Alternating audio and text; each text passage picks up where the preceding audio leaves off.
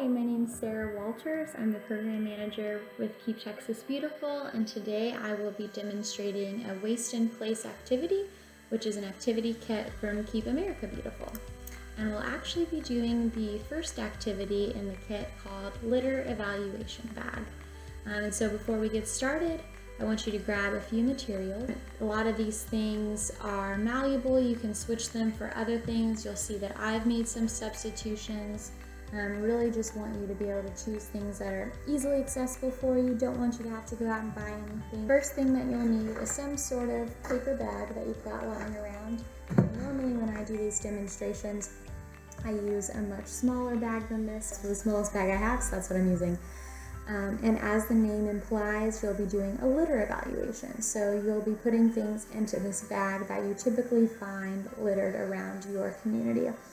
So I'm going to offer the things that they suggest in this activity kit, but I want you to also be thinking about what litter you see out in your own community, in your parks, in your neighborhood, because you'll want to be sure to add those in if they're not in here. So that way the students that you're working with can really visualize and really think about, oh yeah, I saw that out on the sidewalk the other day. That makes sense when you're having this conversation. So some of the things that you'll want to have are just some sort of plastic bag. So that can be like an empty chip bag or just like a regular plastic bag like that.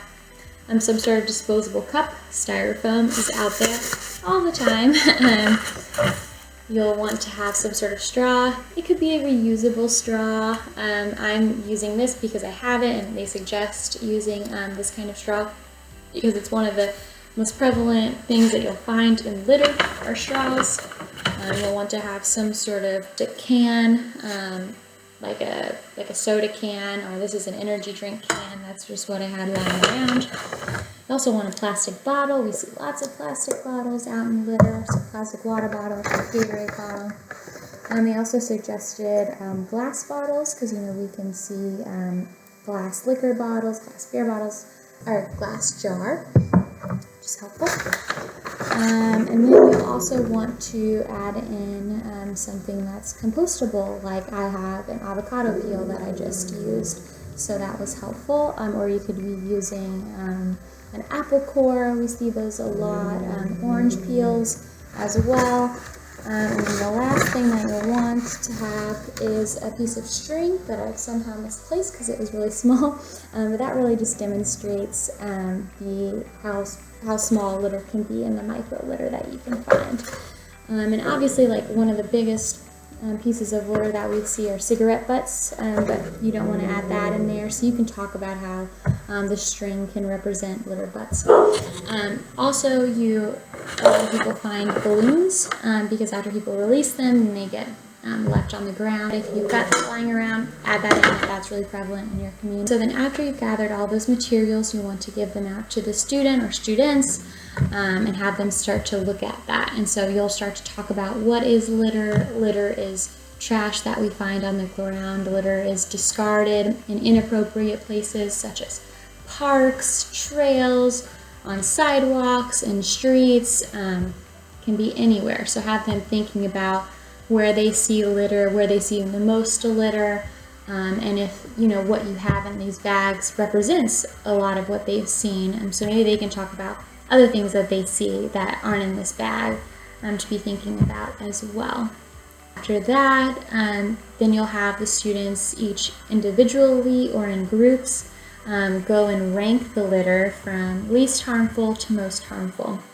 So then they want to start talking about, okay, why is this plastic water bottle more harmful than this piece of string, and things like that. So you'll want to have them all rank them and then be able to discuss why it is they rank them in such a way. I've been in waste in place trainings with teachers and with other environmental specialists who get into really heated arguments about, like, oh no, this litter is actually worse than that litter because X, Y, and Z. But really at the end of the day, what you're going to come to the conclusion is that there is no right or wrong answer when they're ranking this litter, because all litter is bad. What we see and hear a lot, is litter begets litter. So even though that orange peel, that avocado peel might be the least harmful because it eventually biodegrades, if somebody sees litter on that ground, they're going to think, oh, it's okay for me to throw this over here too because there's already trash there. And so then it just grows and grows and grows. So then they can be discussing, why that is a problem. And then from there, you guys can have conversations about how do we want to combat this problem of litter? What can we be doing to make it more beautiful around my neighborhood, around my park, around my school, any of those places. And so they can start coming up with solutions such as there should be more signage about why litter is bad, or signage about don't litter here, things like that. Or even simple things like, oh, maybe we should add more trash cans on the park trail so that people have more access to trash cans, access to recycle bins, so they don't go on the ground instead. Those are all great solutions. And have them brainstorm for a while of other solutions that they may find. Because we found, with more perspectives, with more eyes on the problem, they can come up with creative solutions. And then hopefully you guys are able to go from here to enact some of those solutions.